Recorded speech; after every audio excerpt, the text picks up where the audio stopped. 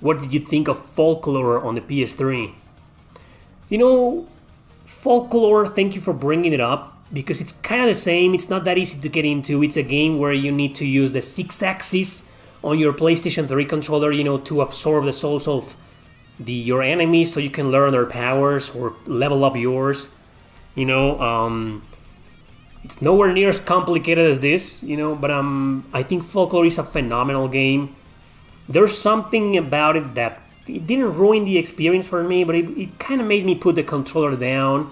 I'll go back to it one of these days, but it's a game where you play as two characters, not simultaneously, and you do gotta complete one character first and then the other one to get access to the final chapter and finish the game, I mean, in other words, it's a game that forces you to play with both characters, the reporter, the guy, and the girl looking for her mother.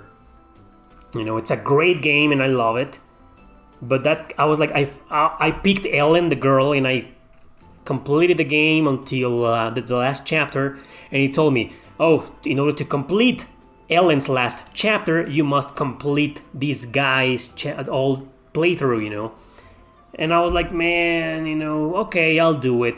And you start your playthrough with this guy on the same file, and it turns out the majority of the bosses are the same, the majority of the enemies and the stages and the areas are the same, and I'm like, I'm getting some Nier Automata vibes here, you're making me go through the same game again.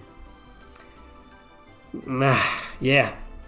So it kind of turned me off, and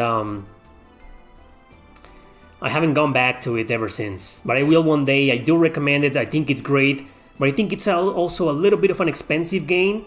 So, to be completely honest with you, I wouldn't recommend paying that much for it. I think it goes for like 50 or 60 bucks.